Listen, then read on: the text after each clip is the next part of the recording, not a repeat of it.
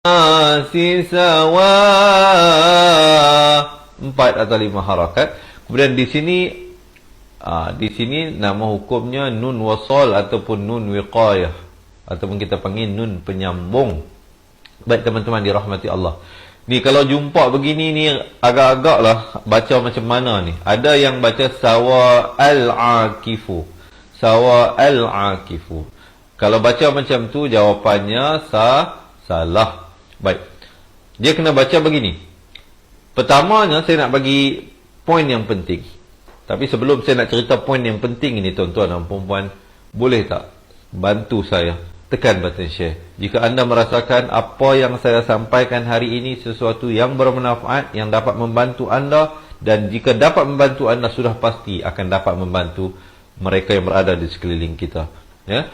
Jadi perkara yang pertama, tolong tulis. Perkara yang pertama, mana-mana perkataan yang berakhir dengan tanwin, yakni baris 2, sama ada 2 di atas, 2 di bawah atau 2 di depan. Ya, yakni sama ada fathatain, kasratain atau dhammatain. Maka apa yang perlu kita lakukan ialah kita kurangkan baris tersebut.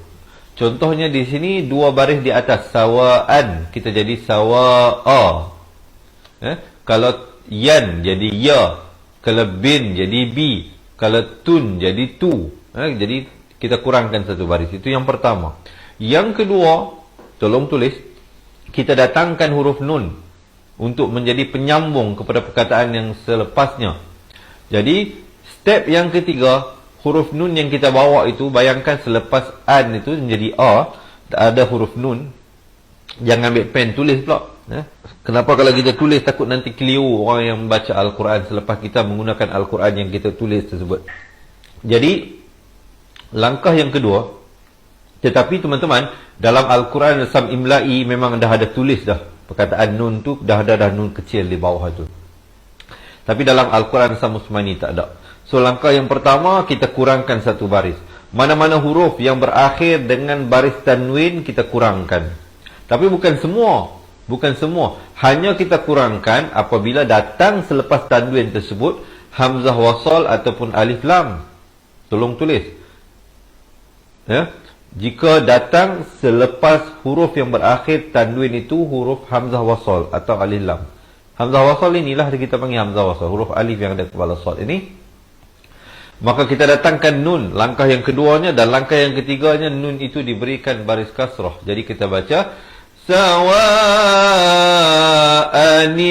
anil. Kenapa bunyi nil? Kerana nun itu baris kasrah naik di atas lam yang bertanda mati. Jadi bacanya sawa'anil akifu. Ya? Jadi kita baca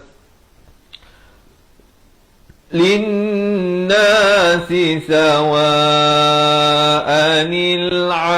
akifu fihi wal bad. Dan di akhirnya diberikan lantunan qaqalah kubra di situ.